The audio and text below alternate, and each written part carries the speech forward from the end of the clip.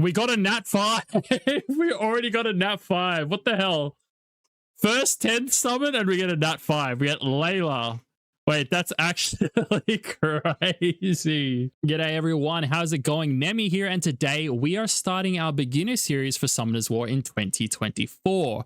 So if anyone else is interested in beginning their own new account, you're more than welcome to play along with us. We're going to be streaming on YouTube as well as Twitch. The VODs will also be available on my YouTube channel, so you can always watch them at any time you would like. For today's video, we're mostly going to be working on our farmer, which will be given to us very early on in the game, as well as starting to build our first dungeon farming teams. Let's go! In the event page under the Growth Support Fever event, there are some runes that you can collect daily. For the daily runes, I do recommend picking the fight sets. These runes are always going to be useful as a rare quality rune, so they're just going to get the best long-term use on your account. For the Hero Plus runes, I actually recommend waiting to see what kind of sets you may want to complete later on, and then you can maybe try and luck sack a good rune from one of these events. Every game has some form of a tutorial system, and in Summoners War, this is called the Summoner's Way. What you're going to be doing is, as you go through the game, you want to be completing all of these missions. Some of the stuff is retroactive, so you need to make sure you do this one at a time. We just completed Mount Sis in the scenario quests. This was the second area that we unlocked, and we just got our Lapis. Lapis here is this water magic knight, and she is going to be your farmer. We're going to be using Lapis to start clearing the rest of the scenario content, as well as being our farmer to help level up the other monsters we need to start building our dungeon teams. Feel free to chuck your blue angel mons into your Lapis, but just keep in mind you want to avoid using any devil mons on any unit that is not a nat 5 monster. So you're probably going to want to save all of these just for now. Level 27, let's go. Every time you level up, you should be going to check your arena to see if there's any teams that you can hit with your offense. If not, feel free to go and hit a mirror. A mirror is just a quick way for you to burn some arena wings while still gaining your glory points. Halfway through day one, I've got some tips and tricks just to help you guys progress a little bit faster. So in the beginners event, there is a section where you can get some rune sets. The first one is a Fatal Blade set, and the second one is a Swift Energy set. What I do recommend you do is go and put the Fatal set on your Lapis, and then the Swift set on your Fran. You can then use these two characters to clear the whole first level of the main scenario. What this actually does is then it also unlocks two things. One of the first things it unlocks is the dimensional hole, which we're going to move on to in just a second. The other thing it does, if you are playing during the Sky Fever season event, is it unlocks Veromos. So if you scroll down here to the bottom section, you can now collect your free Veromos. I also went and cleared Fame on Hell so I can collect my Crow. So we're going to collect these monsters right now. Don't think there's anything else. Let's go grab them real quick.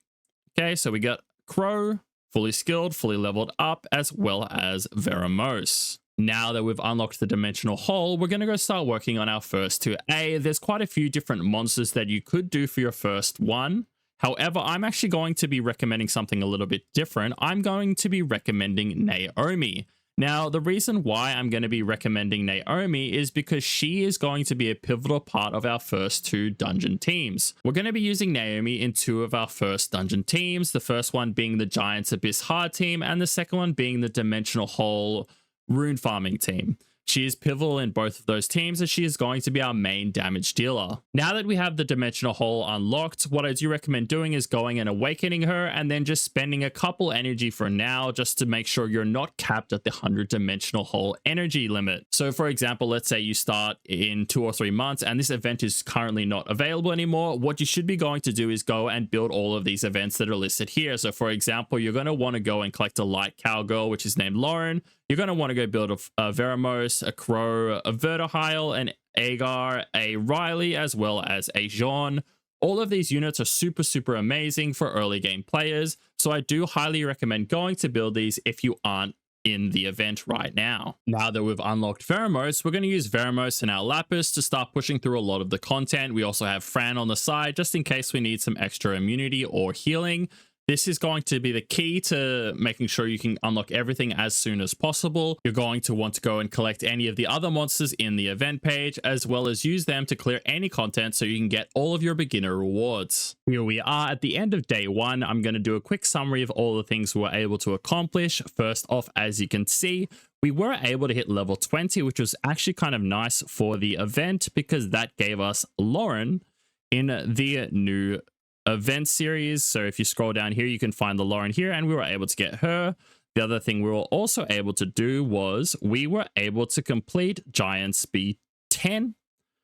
We ended up just using the standard team. We had just used a Veromos, Tyron, Crow, Fran, and Lapis, and that was able to auto clear without any issues. You just have to focus the main boss with your targeting system. Outside of that, we were also able to clear the stage 5 awakening dungeon for Crow. So I have started working on my Crow. This team is super easy. It's going to clear on auto perfectly fine. Just make sure you target the boss first. One of the things I noticed, which I think was a recent change to the Goddess Amiria's Blessing, was that you get double EXP on second awakenings. This is super important, and it leads me to wanting to create a tier list for you guys to show you some of the second awakening monsters you should be building during this 30-day window. Ideally, you only want to be 2Aing monsters that you're 100% going to be using, as a lot of the 2As currently aren't super relevant in most content. So you're only going to be doing the ones that are definitely useful or are fun for you. So if you are going to want to build something that you think will be an enjoyable toy, feel free to go ahead and do that. But in most cases, you're only going to want to be focusing on the ones that are super useful in the current meta of the game. We have so much to do on day 2. We're going to start building our first Abyss teams for the dungeon farming. We're also going to start looking at unlocking the Rift of Worlds, as well as many other goodies. Trust me, you guys do not want to be missing out on the next video. I'm going to be giving you a lot of information, as well as things I've made in the past to help new players enter into the game. I hope you guys are enjoying this series as much as I am. This event is already blowing my mind, and I'm just absolutely loving the new progression system that they have implemented for us. Come to us, you've done a good job for once. Thank you. Thank you very much. That's going to be all for this one, guys. Peace out.